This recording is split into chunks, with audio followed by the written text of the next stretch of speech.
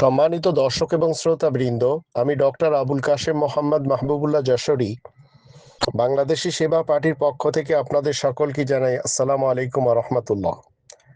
হিন্দু ভাই বোনদেরকে এবং মুসলমান ভাই বোনদেরকে বলবো, আপনারা যারা মাজার মানেন এবং ব্রাহ্মণদেরকে মানেন,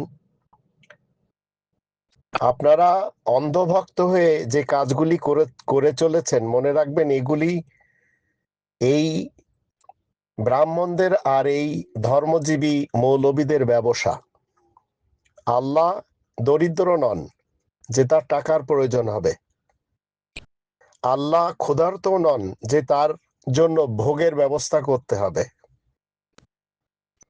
আল্লাহ ভীতু নন যে তাকে তালাবদ্ধ করে রাখতে হবে।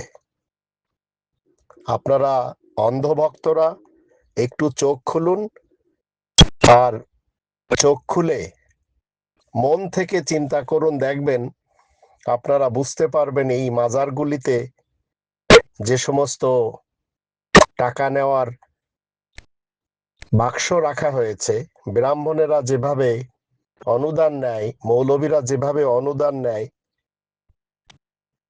এগুলি আপনারা চোখ খুললে, বিশেষ করে মনের চোখ খুললে বুঝতে পারবেন এগুলো সবই ওদের ব্যবসা।